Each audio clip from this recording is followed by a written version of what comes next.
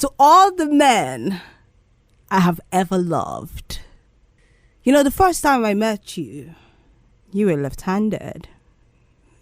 I was like, ooh, you sexy, tall, dark, chocolatey piece of cake. I'm gonna eat you, baby.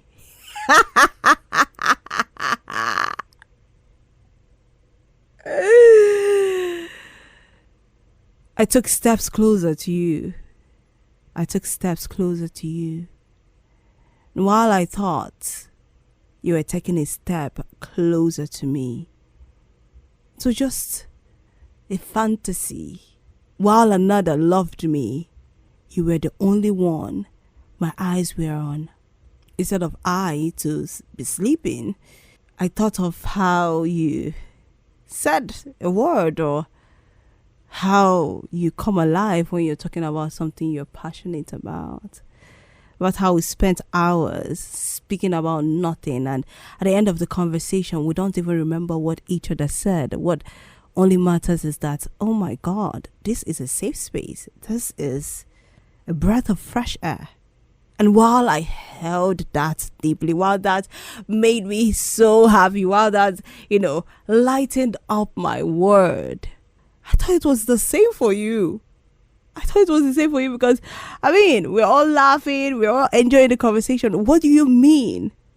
What do you mean when you say you don't see me the same way I see you? What does that even mean? And guess what? I met many of you. I met you in many people, and I'm still meeting you in many people. No. Do we go back even before I met you? He was your carbon copy. Tall, dark. He was a dancer. Very stupid boy. Broke my freaking heart. Why are you not answering my calls anymore? I thought the fact that we ran around school and played with each other and laughed mercilessly and endlessly was worth you loving me. I thought. Fine boy. I thought that we were creating memories for our children. I thought. But then we left school and you ghost me? You ghost me. I send you messages and you don't reply anymore. What was I? Were you a figment of my imagination? Did I dream you up? Did I dream the laughter, the plays, the sweat while running down the steps, the staircase? Did I dream all of that? Did I dream about the fact that, oh my God, Chinwendo, to all the men I've loved, you are one and the same? Because this previous one liked a black pen, the second one liked a black pen, and the third one, I actually do not know the kind of pen he likes, but wow. The only difference between all of you is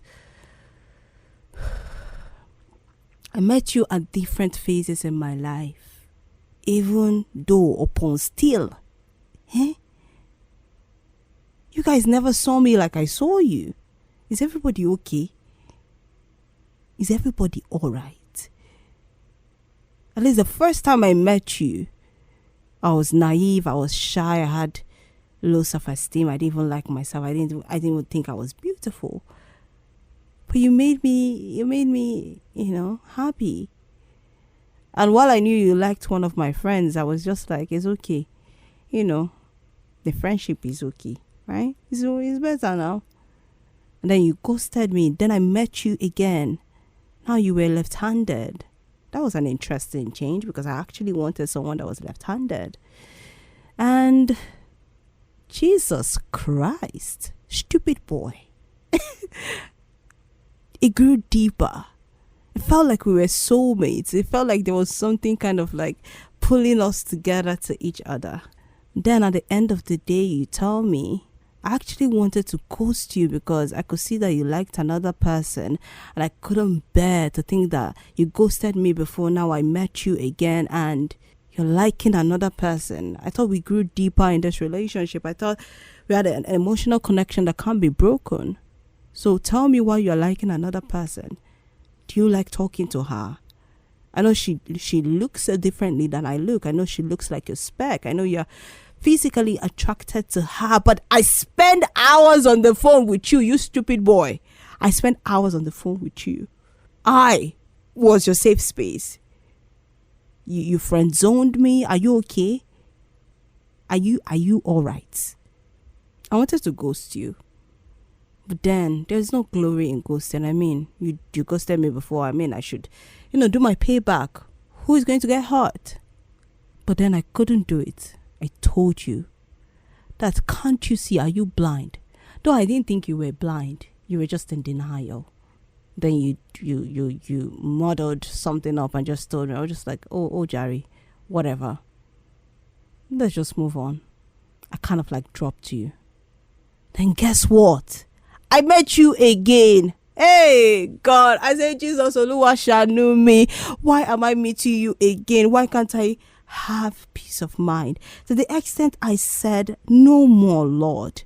I don't want this. Because I remember I said a prayer in school.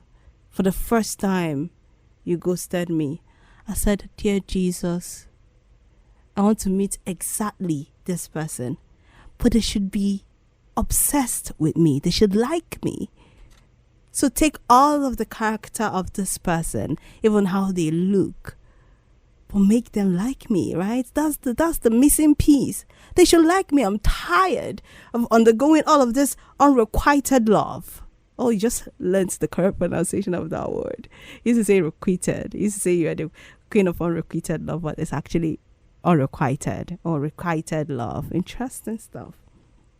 Just let them requite the freaking love. That is all I ask for. Big Konu, please. But guess what? I met you again and again, and you still didn't see me the way I saw you. What is going on? Am I doing something wrong? The third time I met you, I was just like, oh, I'm in soup. What do I even do now? But I was like, let's give ourselves the benefit of the doubt. And it was the same thing. And I cannot meet you the fourth time. If I meet you the fourth time, I feel do something to somebody. I cannot. It was a stupid cycle, that I needed to break out from. But I started asking myself a lot of questions, especially when I met you the second time, or when I wanted to ghost you the second time. I asked myself the question, Chinwendo, are you all right? I mean, they said Albert Einstein said insanity is doing something over and over again and expecting different results, and I've experienced you over and over again. Why was I always expecting a different result? Why was I always thinking that you would love me? To the man I have loved, to all the men I have loved, thank you. Because without you, I wouldn't be the one here today, because every time you ghosted me, every time you told me you didn't like me, it pushed me to want to excel. You were the first reason why I walked into a radio station. Yeah, it was you. You were the first reason why I walked into a radio station. You were the second reason why I decided to bet on myself. You were the third reason why now I look at myself in the mirror and I'm like, damn, she is fine. You're the reason why I love my solitude. You're the reason why I enjoy my time. You're the reason why I read. You're the reason why I am confident in myself and bold in myself, because I am not waiting for any man that I love to love me into loving myself. You don't love me? Fine. I pick up my pieces and move, because I have something great in me. And then I found love somewhere. Thank you for taking me to the greatest love of my life. You know the person? You know that, I mean, I've introduced you to this person on and on again, and you don't seem to even, okay, let me take that away. You're trying to like reroute yourself back. I met the greatest love of my life because you didn't like me. The one who died on the cross for my sins. You know that one, yeah? Yeah, I met him on the way. Who I am now, trying to be all that God has called her to be, was because you did not like me. And for that I say thank you. Yes, I cried. Yes, I hated you. I cursed you. I wanted to delete you from this earth. I wanted anybody you meet to hate you instantly. I bled. I cried buckets of tears. I was afraid. I was scared that nobody would ever love me. But you made me who I am today. You made me want to strive. You made me want to thrive. You made me want to go out into the world, stand in the midst of people, and be Chiwendo. So thank you. To all the men I have loved, thank you for proving to me that I don't need love. I don't need to beg for love. I don't need to be desperate for another person's love. I don't need to drink poison just because I'm thirsty. Thank you. Thank you for making me realize that I shouldn't put anybody on a pedestal. Nobody has the right to emotionally support me fully than myself. You can support, but there has to be a foundation. Thank you for making me seek for that foundation. I didn't like myself. Thank you for making me realize that.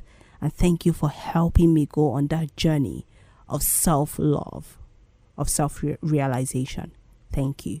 To the man I will still love, I don't know how you're going to change my life. But what I know now is I'm not going to hide the fact that I love a man. I'm a wear it on my sleeves, baby. The world's gonna know. If you don't like me, bye-bye. Because it's in my nature to love. It's in my nature to give.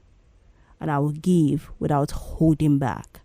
To all the men I've ever loved, thank you for being the center of my life at some point.